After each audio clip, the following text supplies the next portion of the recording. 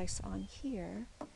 And let me just do that for a second, get a recording device. Amma, just one more thing as you're getting settled there. So, uh, moving screens are a distraction. So if you need to move, so settle your screen, please, where you like it to be.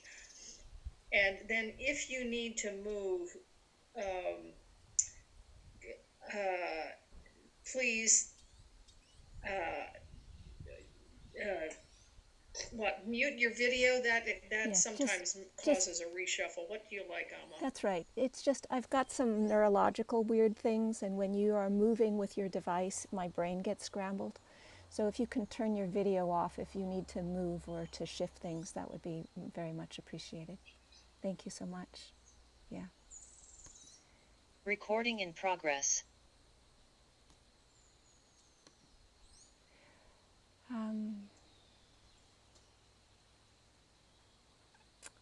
So I want to talk about the promise of meditation, or start with that. You know, the year that I ordained as a nun at Amaravati Buddhist Monastery, I met Sister Rosemary. She is an Anglican nun from an order called the Sisters of the Love of God.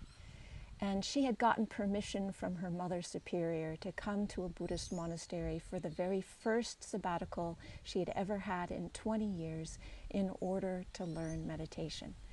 I loved her. And, you know, she was a traditional nun with a wimple and a habit, and she had a cross that was this big. And she would come to the monastery, and the culture in the monasteries is that you bow to the Buddha when you enter and when you leave and when you sit down, and we're bowing lots of times. So every time she would bow, her cross would hit the floor. So there was this awesome image of her bowing to the Buddha. Incidentally, you know, at the end she gave this remarkable talk about what was happening for her, and she said that when she first came, the abbot instructed her that when you're bowing to the Buddha, you're bowing to wisdom, truth, and virtue, and she said she didn't have any conflict with that at all. So it was lovely. But we became close, and one of the things is we had deep conversations about many things, and I don't remember when it was, but at one point we were talking, and she said, we were talking about original sin, and she said she thought it played a significant role in the sense of insufficiency and badness for so many under the Judeo-Christian influence. And I thought, wow, you know, that's quite an admonition for somebody in her position. I was impressed that she had the willingness to say that. When I look at our Buddhist thinking, Buddhists believe in original goodness, that who we are essentially is pure awareness, love, and wisdom. And while we have ignorance, and ignorance flows out in these different ways, the ways that it flows out, the lack of skillful behaviors, are all based upon temporary afflictions, and they're not a description of who we are fundamentally. So thinking and feeling influence each other. Beliefs will impact what we think, and our thinking will shape our beliefs. So I came to meditation at 17, and from the beginning I was absolutely convinced that the Buddhist path would relieve my suffering. Profound insights or profound experiences of love and pure awareness showed me that that was possible, yet they would all pass. And what would happen for me is that I would return to a sense of basic badness, that when the insights passed, I felt that fundamentally there was something about me that was bad. So badness, insufficiency, not good enough, feeling like an imposter, feeling like you don't belong here, that it's not okay to exist. There are many, many different ways this shows up for different people.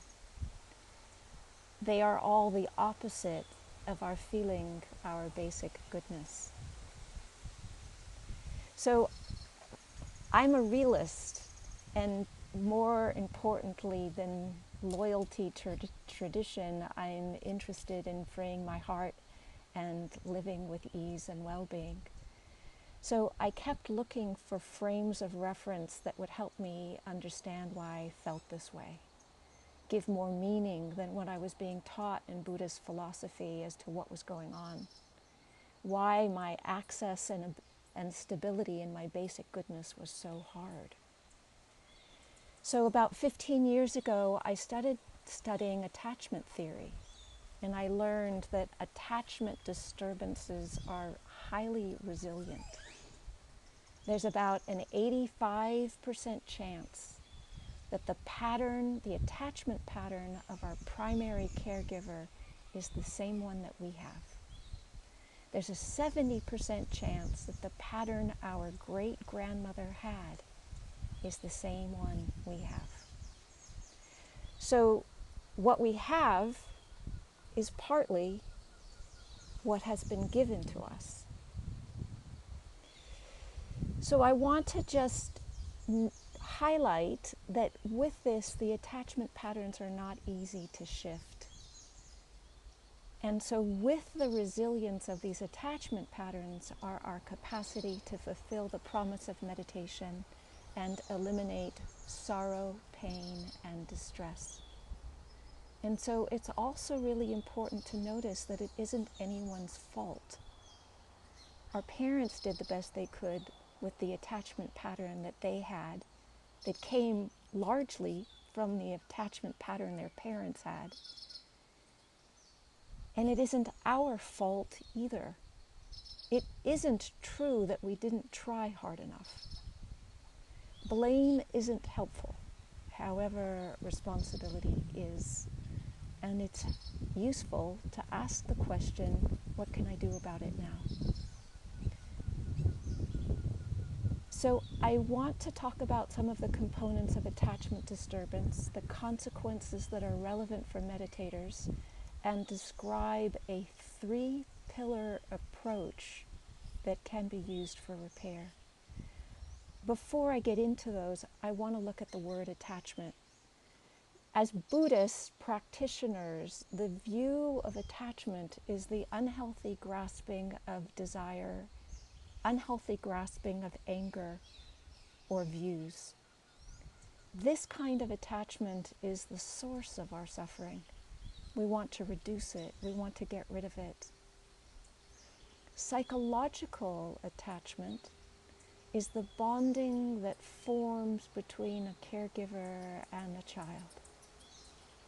And we know that when a child has 5 things, particularly during their formative years from birth to 2 years of age, they become confident exploring the world and who they uniquely are. These 5 things are safety and protection, attunement, emotional soothing, delight in their essence, and encouragement to explore and develop. These qualities lead to a child feeling secure, seen and known, soothed and comforted, valued in their essence, and confident exploring the world and who they uniquely are. When a child is born into circumstances that allow them to have a healthy attachment, they are naturally able to feel their own basic goodness. So children are born as autoregulators, which means that they do not know how to use another person to help them regulate. But when the primary caregivers, like parents or grandparents or whoever is, are reliable enough, then the babies learned to co-regulate with the caregivers. They learn that caregivers will support them to make sense out of the world. they learn what relaxation and safety feel like. When children are seen, valued, and encouraged to be and express themselves as who they uniquely are, they feel good about themselves and expect that people in the world around them will do the same.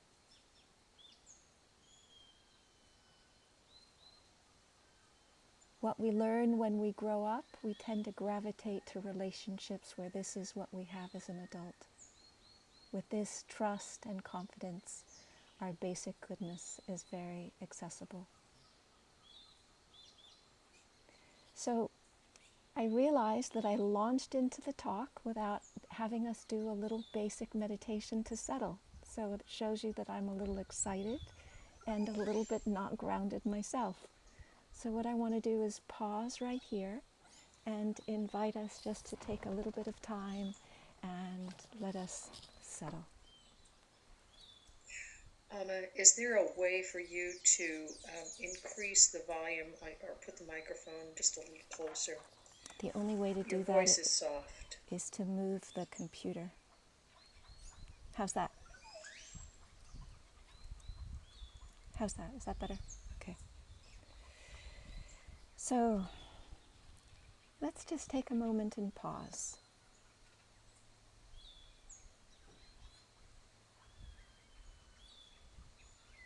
No, my mic is not on my earbuds. My mic is attached to a different device so I can record it. Thank you, Susie. My little microphone stopped working last night, unfortunately. So I haven't had a chance to replace it. So just take a moment and notice what you notice. Notice where your posture is. Notice where you are.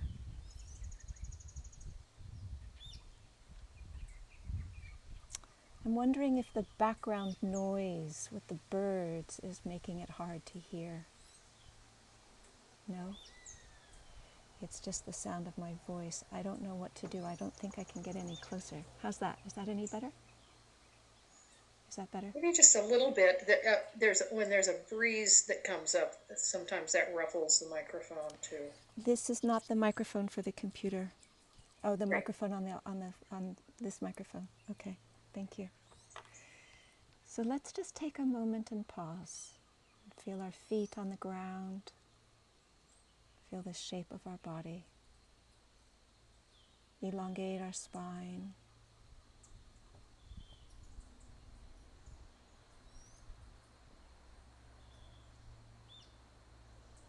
And take a couple of deep, cleansing breaths.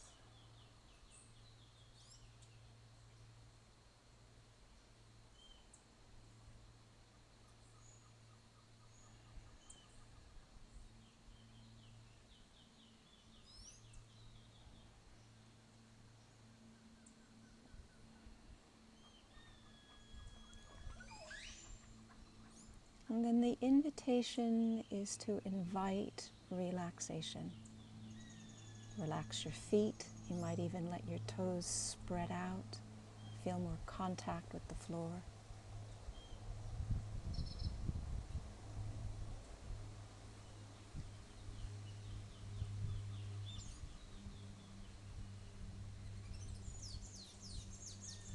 Relax your legs, the muscles on the inside and the outside of your legs. Relax your torso and your pelvic floor.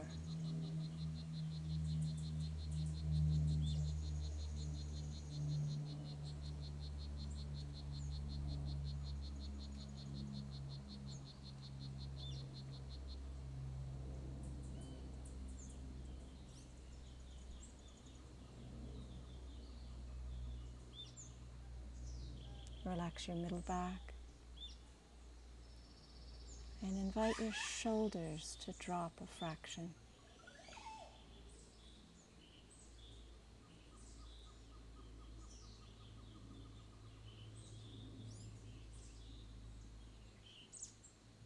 Relax your neck.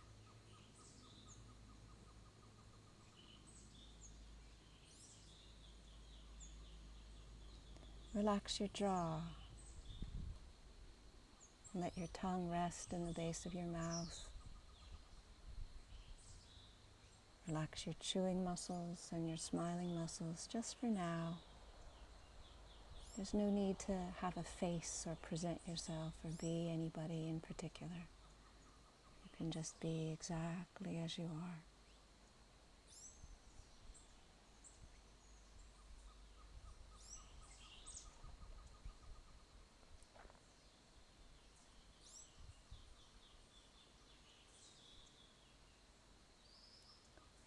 Now with this open, loving, non-judgmental awareness,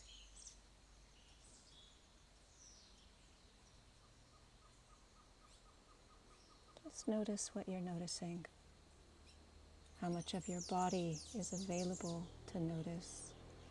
What kind of feelings that you have. Whether you're feeling curious or settled or calm or tired or wondering or sad or grieving. So with an open, loving, non-judgmental awareness, just noticing what you're noticing without asking it to be different in any way.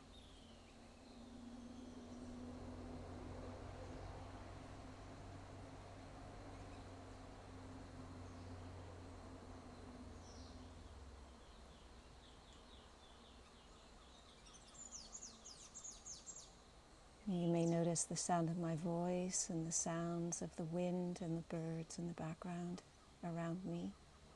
There may be different sounds in your own living space or around you.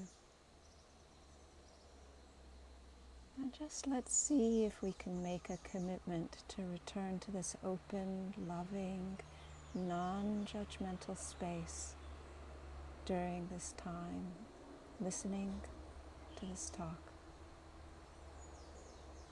during this time together here today.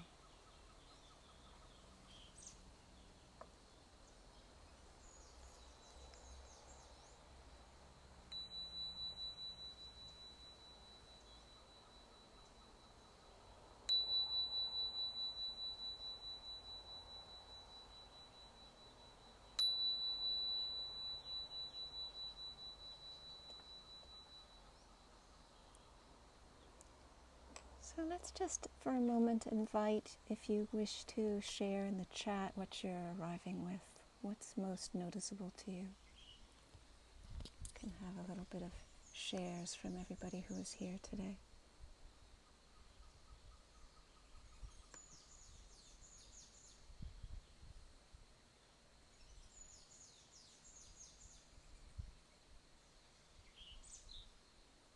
Happiness, gratitude, warmth and sadness, yes. Grief, yes. Jet lag, yes.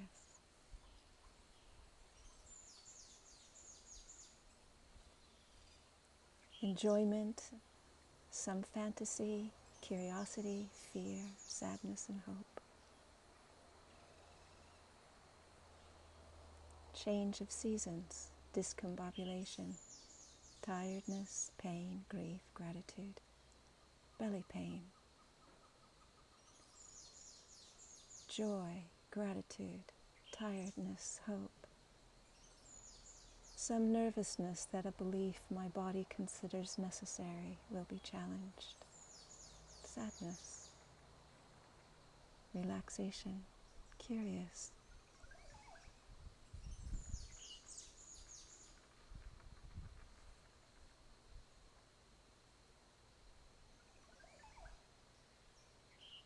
Slightly tired, open, feel kind of curious.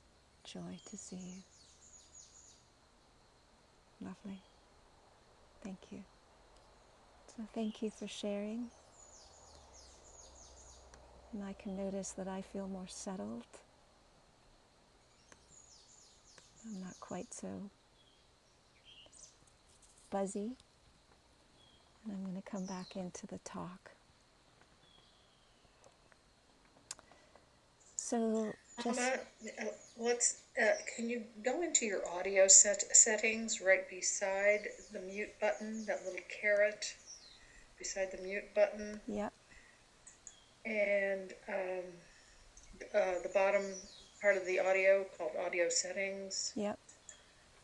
And how about Zoom optimization audio? How's that? Is that better? That's a little bit better. Okay. Thank you. I think what I might need to do, I'm wondering if I went inside where there wasn't wind, if that would make it easier. This is very much better. That's better? Okay, great. Okay, good. So just, when we're born as autoregulators. And what that means is that we don't know how to be with another person. We have to learn how to do that. And when we have a sufficient amount of reliable support from primary caregivers, and they help us make sense out of the world, then children learn what relaxation and safety feel like. They feel good about themselves, and they expect that people in the world around them will also help them to make sense out of things, to help them support them when there's difficulty. They will feel valued and encouraged, they will feel seen, and they'll gravitate towards relationships that are like that. When we didn't receive good enough care, it means that the above set of needs were not met regularly. To be met regularly means that they are met only about 30% of the time to be good enough. So we're not talking about perfection in order to be securely attached. So not good enough also means that ruptures were not acknowledged or repaired. It could also mean that caregivers caused harm. So when a child is reliant upon someone who is unreliable, dismisses their feelings, rejects or abandons them, when a caregiver uses the child to manage their own feelings, when a child's safety is dependent upon someone who harms them, then the child compensates. And these compensations are what leads to the insecure attachment strategies. In a child, they are called anxious avoidant attachment, anxious ambivalent attachment, or disorganized attachment. As adults, they have slightly different names: dismissive, anxious, and disorganized. These three insecure attachment strategies are all signs of attachment disturbance.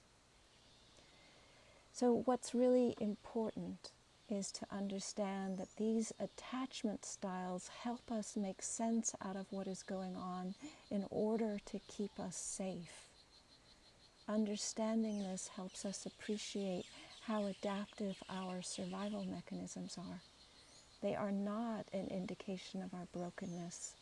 They are a sign of our finding ways to cope with what was very challenging. So this is important for a few reasons. When we learn how our behaviors, relationships, and core beliefs have so much to do with our early attachment patterns, and how resistant those patterns are to changing, it can help us understand why the Buddha's promises that his practice leads to full liberation. And yet, for many, even after many, many years of very dedicated practice, we still suffer. Secondly, it's important that as meditators, we are reliant upon being able to perceive what is going on in the present moment. And so it's important to understand that there are three ways that attachment disturbances change what we are able to know. according to the work of Stephen Terrell and Kathy Kane, example of these changes are becoming extra alert to signals of danger and missing neutral or positive feelings, living in a faux window of tolerance, looking like we're calm but actually we're anxious, and our interception is impacted. We cannot feel and interpret correctly what is going on. Becoming extra alert means that our system is hyper-aroused and we aren't able to notice the neutral or positive feelings that can help us feel calmer.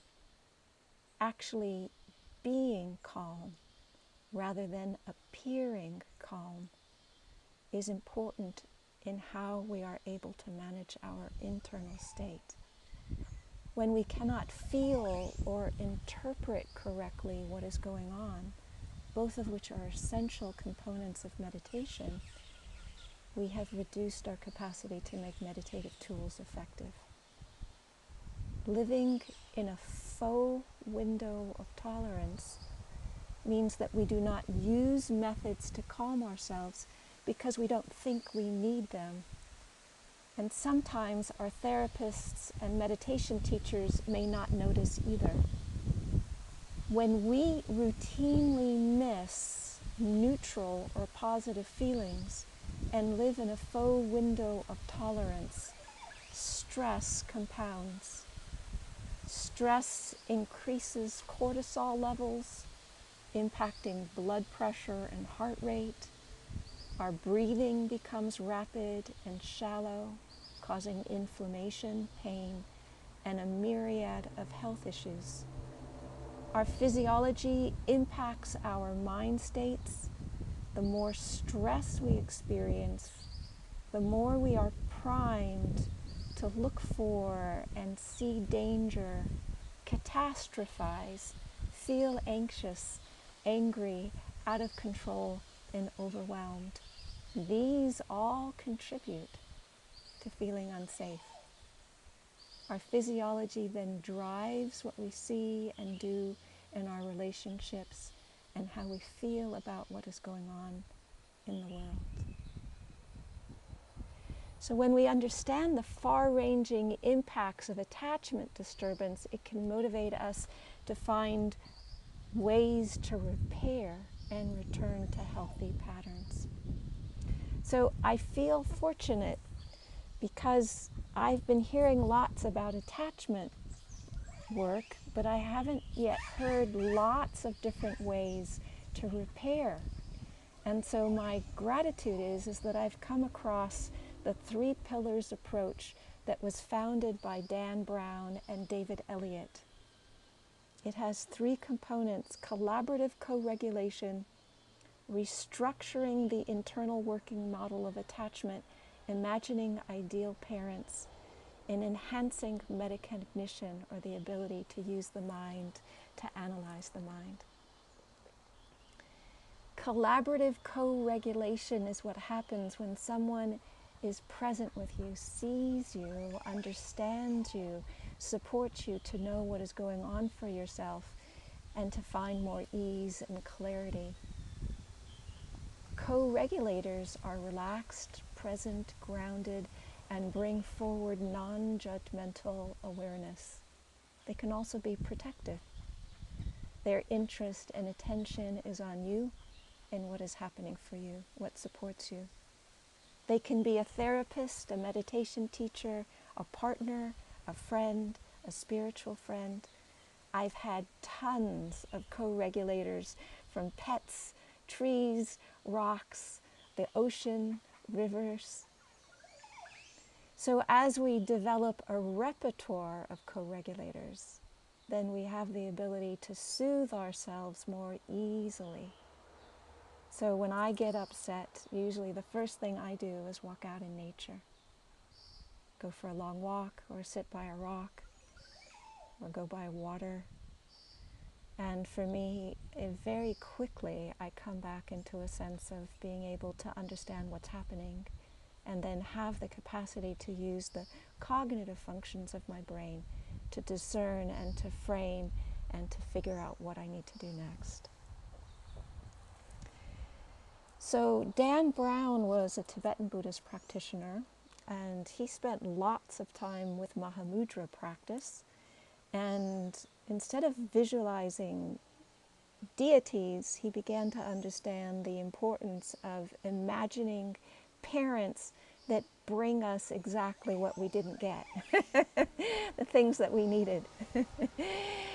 So imagining parents that are extremely well resourced, attuned, and supportive, that they are safe, that they delight seeing you, and that they celebrate in your unique qualities, that they're absolutely exactly what's needed to encourage you.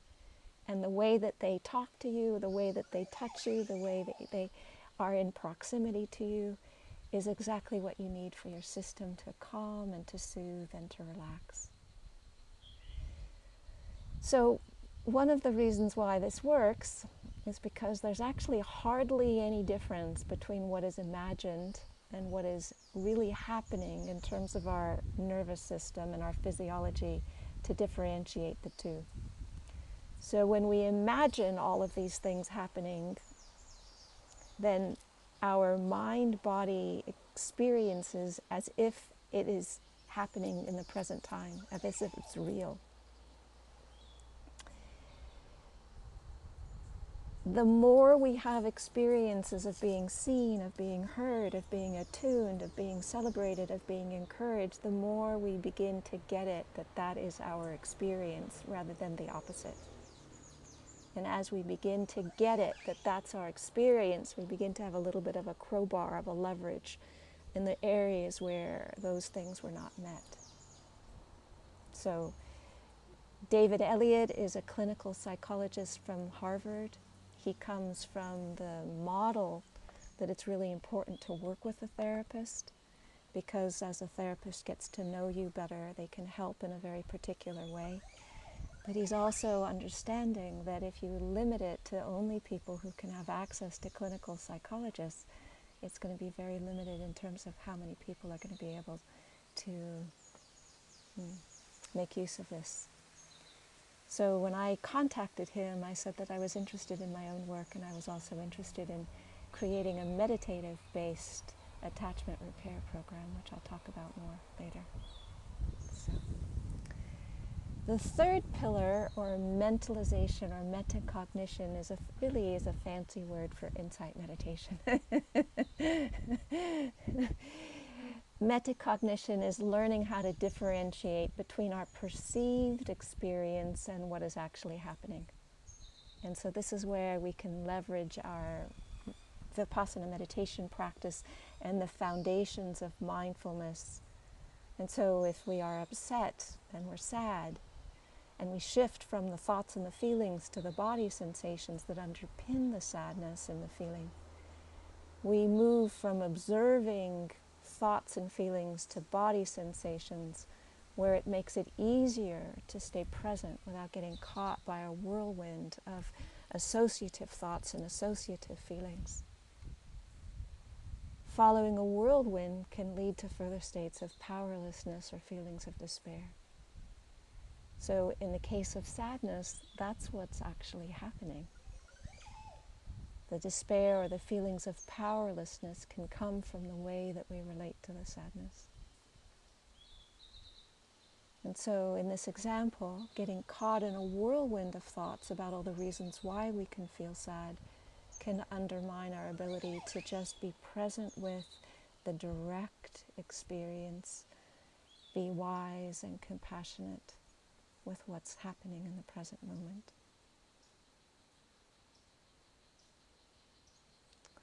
So this capacity for mentalization for somebody who's securely attached is orders of magnitude faster and more accurate than for someone who has attachment disturbance. As the mentalization capacity increases in accuracy and speed, an individual is able to know what they're feeling and sensing and make sense out of what's happening internally as well as relationally. This then leads to more capacity to soothe oneself. It also means that the greater the capacity for mentalization, the more an individual will be able to use meditation tools effectively. It also means that as one's capacity is greater, one's ability to know and communicate what's going on, to observe what you notice in another, to resolve differences of perception and repair ruptures. And all of these are critical in healthy relationships.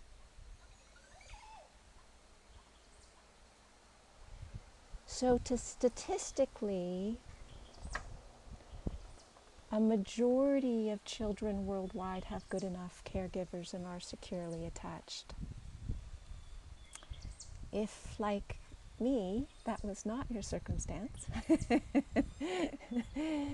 we can apply these 3 pillars. And this means that you become more able to notice when you feel unsafe, more able to soothe yourself. And as you experience more safety, your basic stress levels decrease. You have more capacity to connect with your innate basic goodness and make choices and live from there. So this innate basic goodness, which is our birthright that the Buddha described, is not available to us when we are experiencing so much stress. We can't feel ourselves.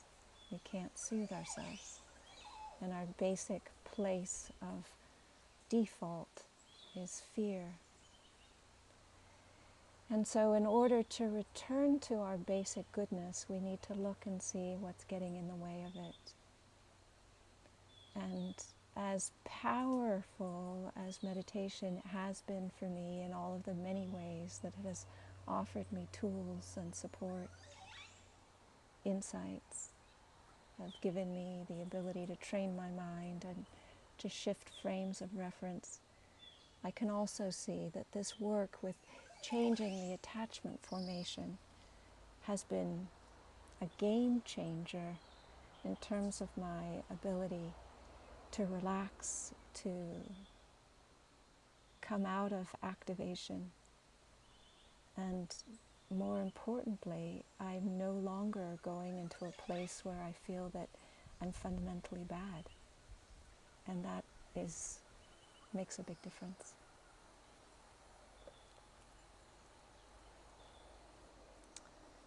So what I would like to do now is offer a guided meditation.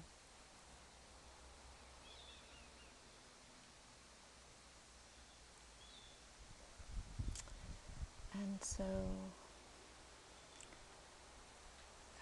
before I do that, I just want to give you a couple of minutes to take some notes if you have any questions, because I'm not going to be answering them now.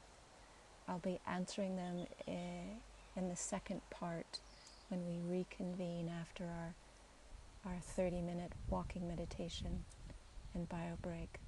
So I'd just like to give you a couple of minutes to make notes if after this talk you've got questions that you would like to ask.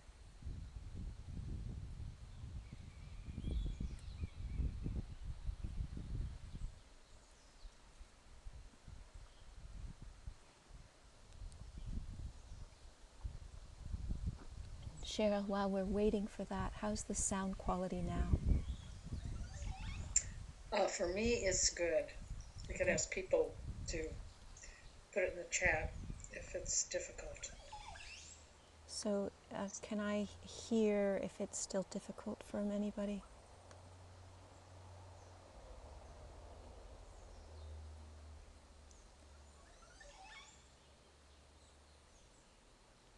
Okay.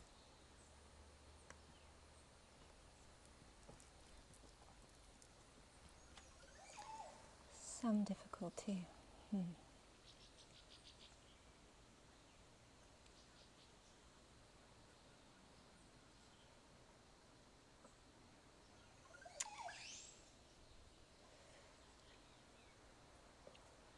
Not sure what I can do. A little echo.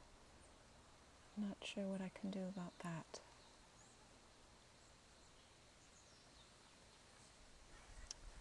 Let me go back into the audio settings one more time and see if I can fiddle.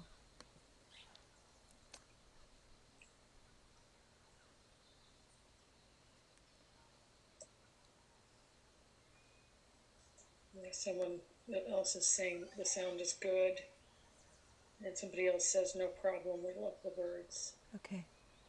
How's that? Is that any better?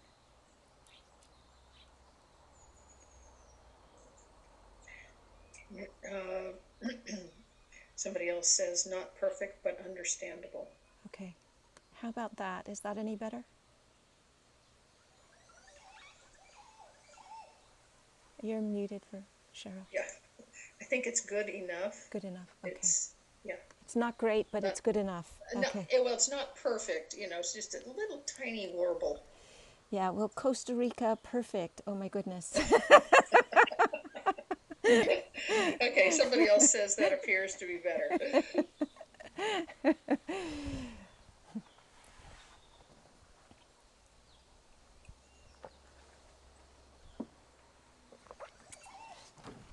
Okay, so once again, I'd like to invite you into a posture that allows you to be relaxed. For many, it'll be sitting. There might be some of you who need to lie down if you've got back pain.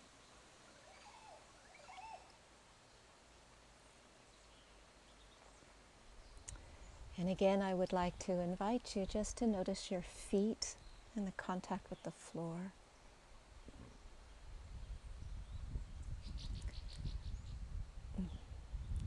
And see if you can sense the earth underneath the floor.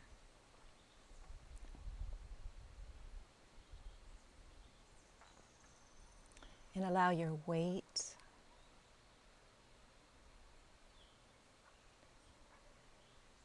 to help make you feel heavy and that you're pulling into the earth, into gravity. And just noticing your body shape.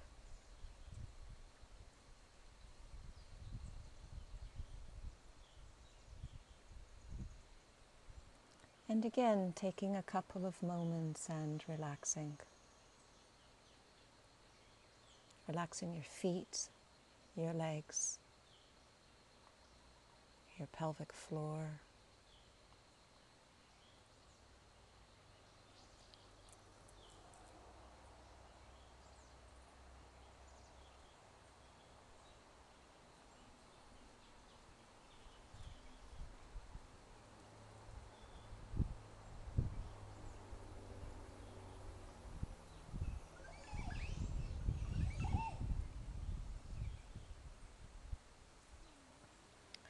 Relaxing the muscles along your back, your spine, letting your shoulders drop a little bit more.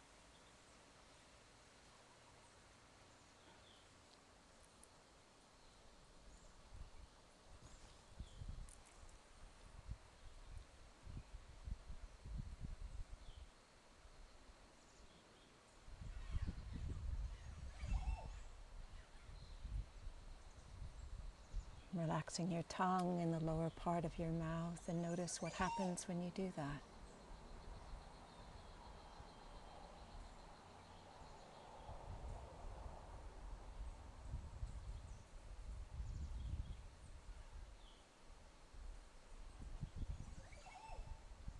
Relaxing your chewing muscles and your smiling muscles. And again, there's no need to put on a face or impress anybody right now. You can be just exactly as you are. Relaxing your eyes and behind your eyes.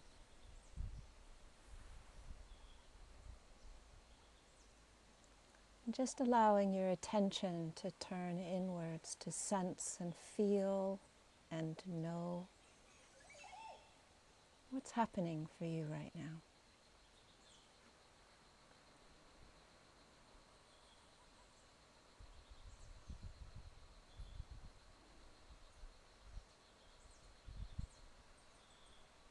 So awareness is non-judgmental,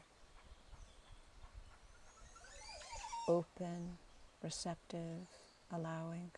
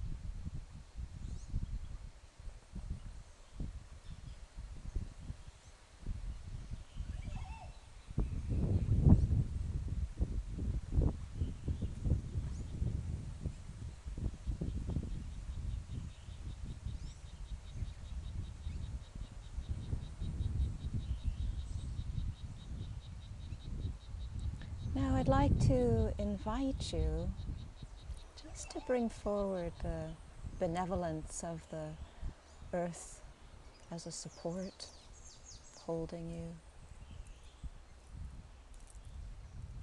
Just invoke the image of pets or beautiful places in nature where you feel safe.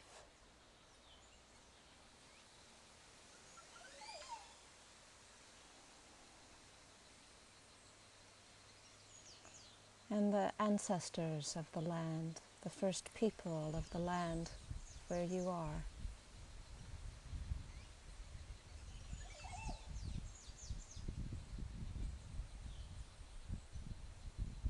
Inviting their wisdom and their blessing, their support, just at this time, this meditation time now. So that we create a field into which we can relax.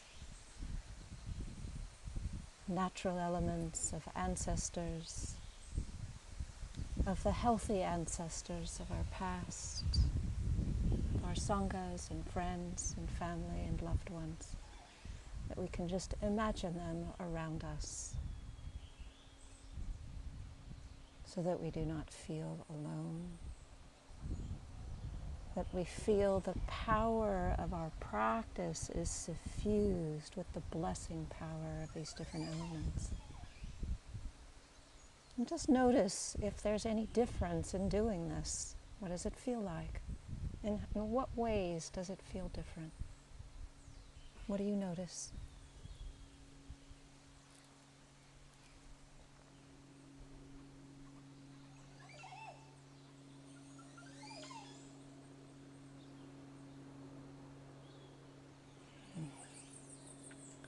So awareness continues to be awareness, but when we invoke it into a field that is supported, sometimes we can notice a difference in the way that we experience ourselves, the way that we experience the quality of knowing, the quality of awareness, in which we can relax perhaps a little bit more, trust a little bit more, feel a little bit more support and safety.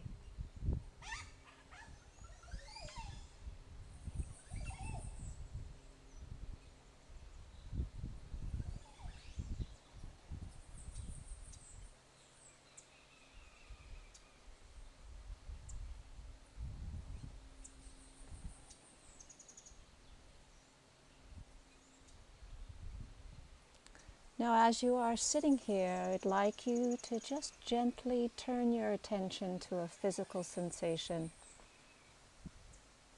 that's pleasant.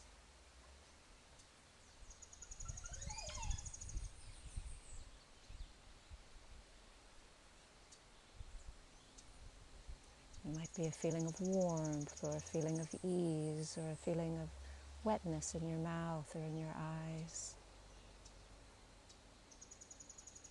or a fullness in your belly after having something to drink or eat. And just allow your attention to stay with the pleasantness of it. Enjoy the pleasantness of it.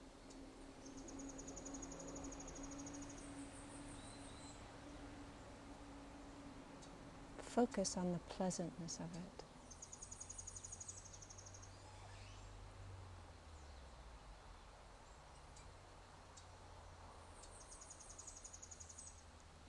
And as you focus your attention on the pleasantness, you may notice that there are some things that become more sharp. There's some things that might stay the same. There's some things that may change. Some things might get dimmer, fade away.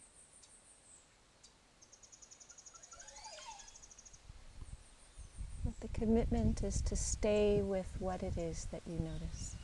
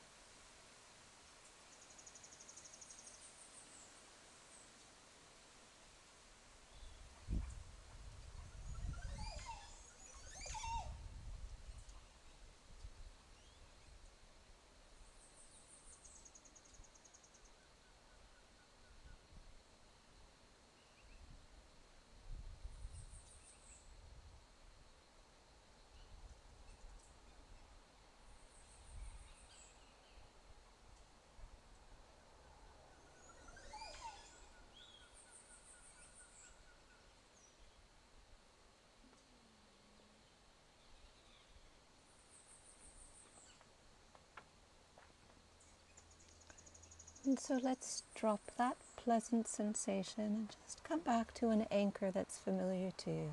It might be the breath.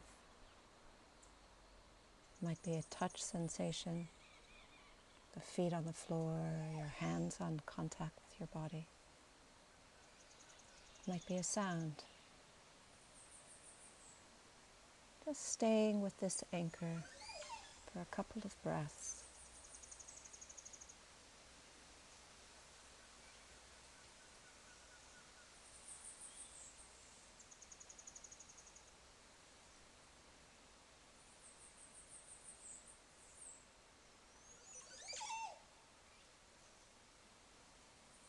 And now I invite you to very gently move your attention in the direction of something that's a little bit unpleasant. It might be a twinge or a sharpness or something that's a little too hot or some pressure. And just come to the edge of it. And notice it might be that as you come to the edge of it, you already notice that there's a small contraction. And then move away. Come back to the anchor, the breath or the sound.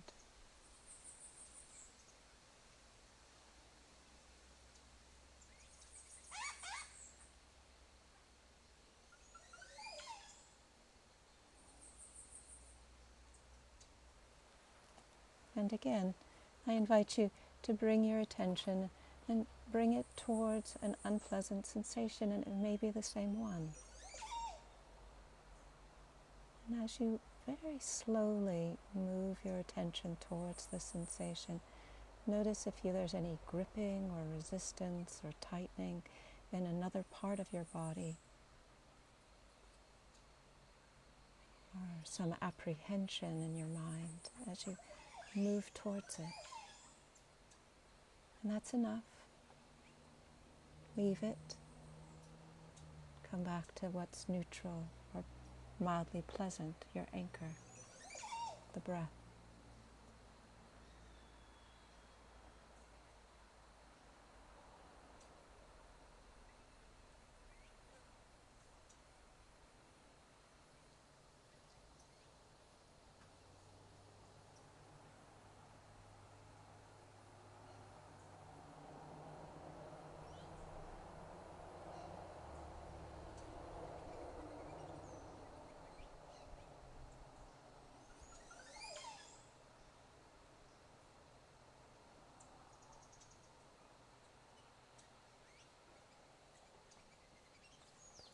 Now this time the invitation is to move towards an unpleasant sensation, and again it can be the same one if it's still there, and just stay with it, noticing if it's possible to notice the feelings, the resistances, the not wanting, the wishing it was otherwise, the associations of what it means and why it's there.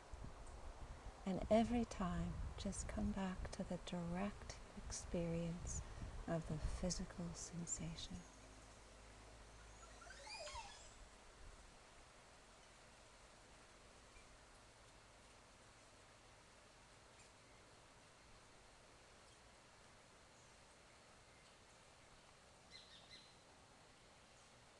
And notice what happens.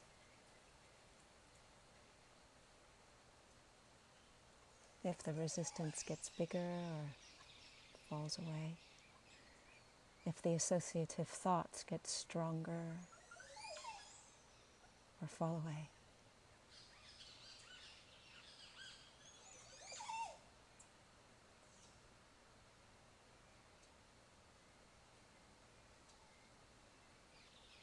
Now leave it.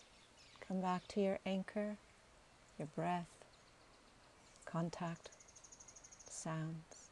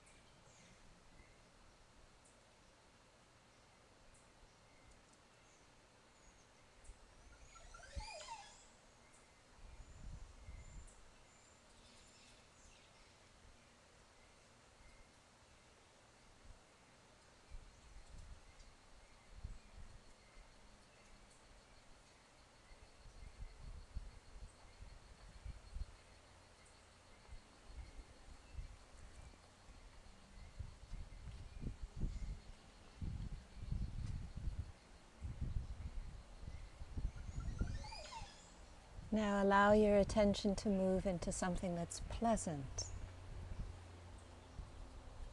a pleasant sensation.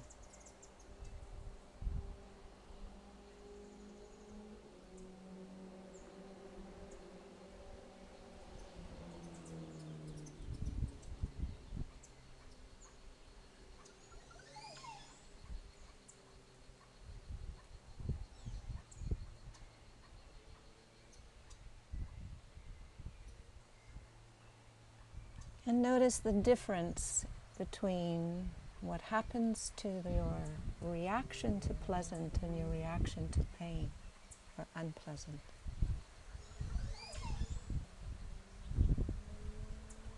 Without any judgment, just observing the difference. What is it like for you to bring your attention to what is pleasant? What is it like for you to bring your attention to what is unpleasant?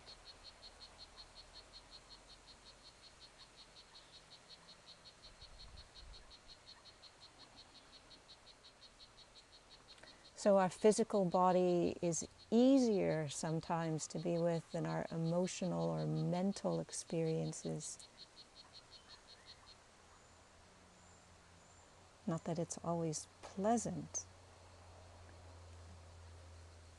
but it can be less sticky. For this reason, body awareness can be really helpful. Just to come back to, ground ourselves in, return to regularly.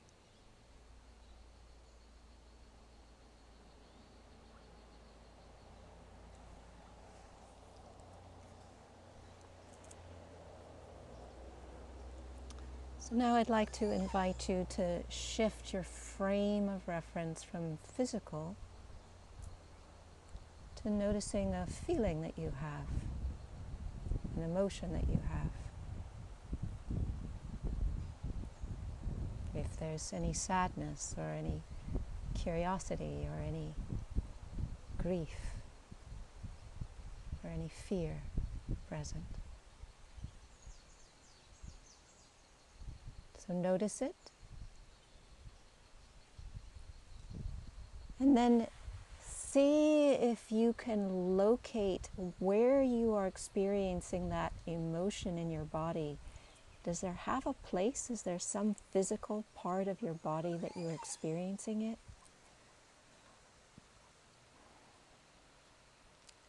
And shift from the emotion to the physical correlate of where you are experiencing the emotion, if that's available to you, if you have one, if you can locate one.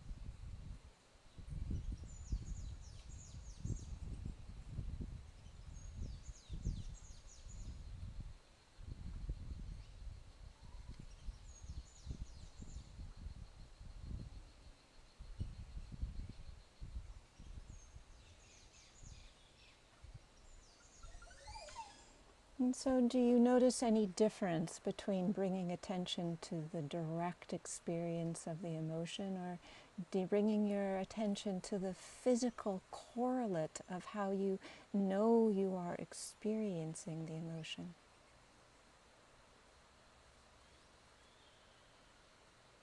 What's important is to notice that you can be attentive to the emotions you have in these different ways.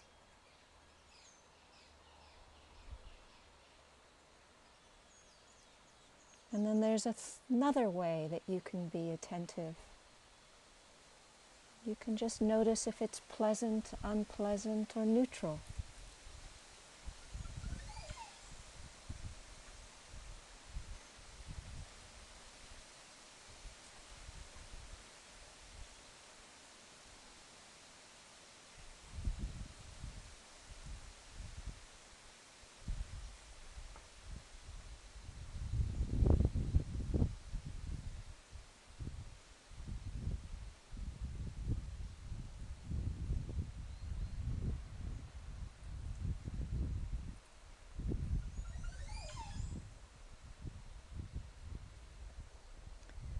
So if you go to an emotion that you have, and then shift from focusing on the emotion to just noticing, is it pleasant, is it unpleasant, or is it neutral?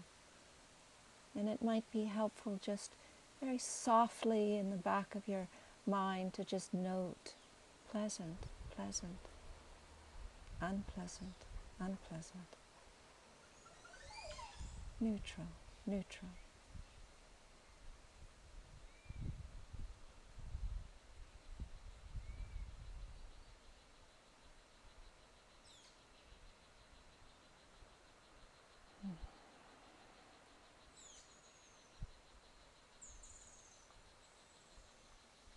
And come back to your breath or your anchor and take a couple of breaths. And noticing what you notice now.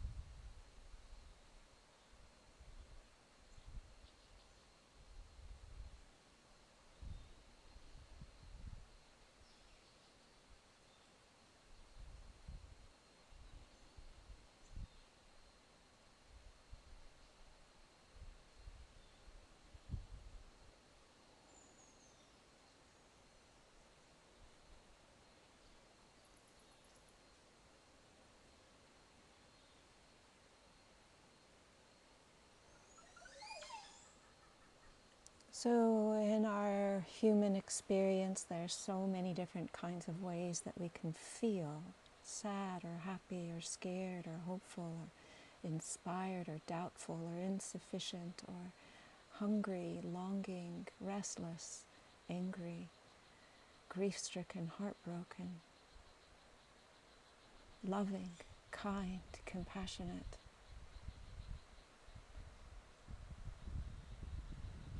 And we can experiencing different things at different times, and it can be changeable. And when we have a way to make it simpler, is it pleasant, is it unpleasant, is it neutral? And that can give us a little bit more space to metabolize some of the complexity that we have going on. Is it pleasant? Is it unpleasant? Is it neutral?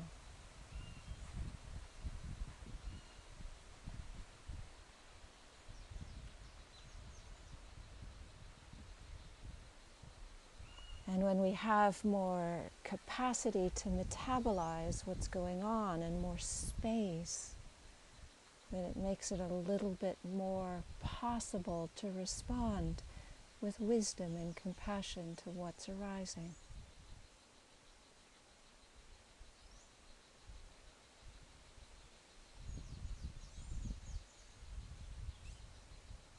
So these three frames of reference, the physical experience, pleasant, unpleasant, neutral of experience, emotions, beliefs, thoughts, so that if something arises and it takes our attention and we get lost because of the associative thoughts and feelings, we can shift our frame of reference to something a little bit simpler. Is it pleasant? Is it unpleasant? Is it neutral? Where in my body am I experiencing this now?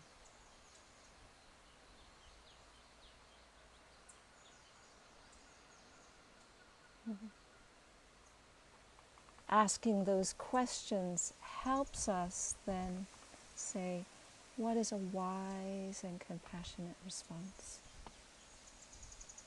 If I'm anxious, do I need to put my hand on my heart and feel the support?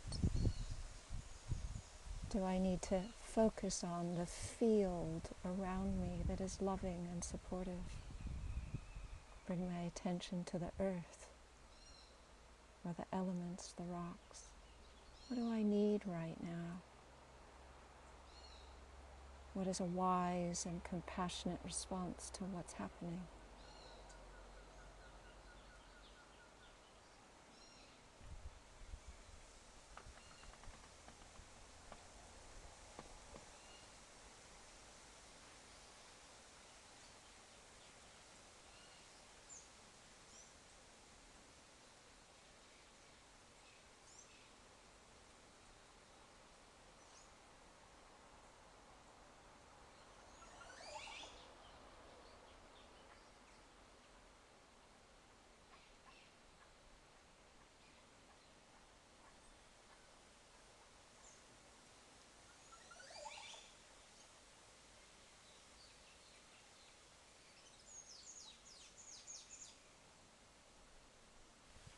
And if things are very still and very quiet and there's not much going on, then just stay with the stillness and the quiet and your primary anchor.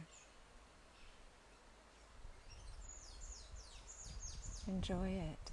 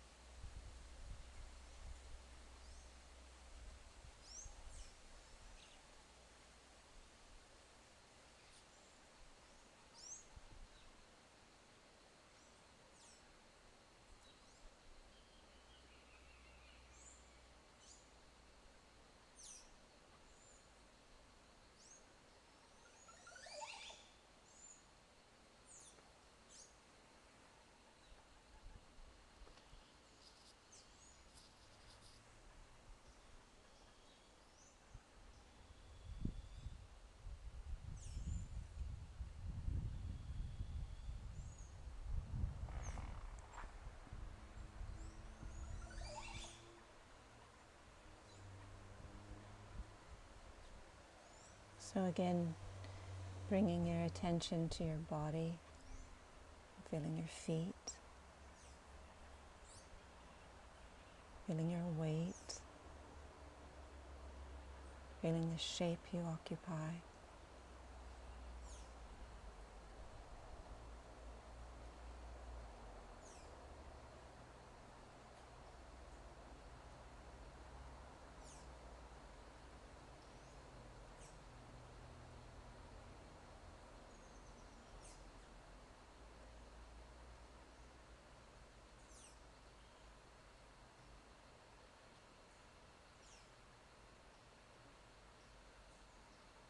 Notice how much of your body sensations are available to you. Notice the quality of feelings that are present now.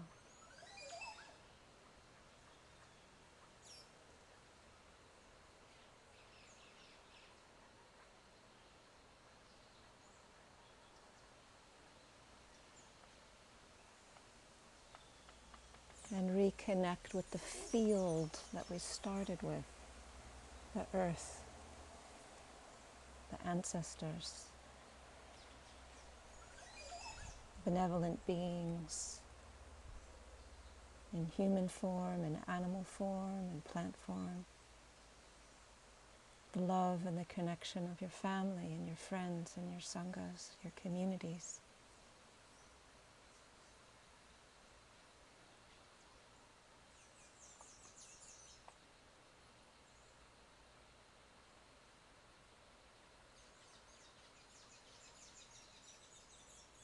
And so again, remembering that it is possible to stay connected to this open, loving, non-judgmental awareness.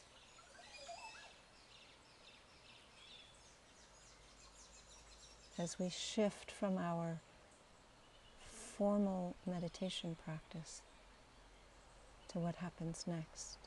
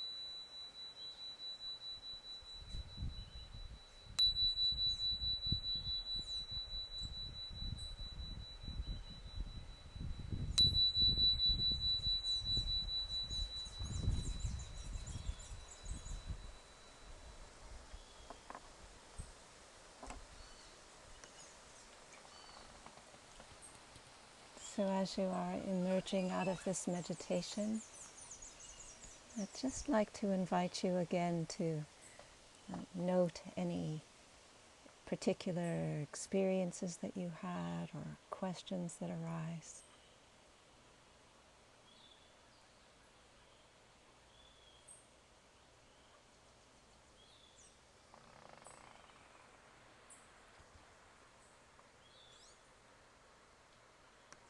Recording stopped.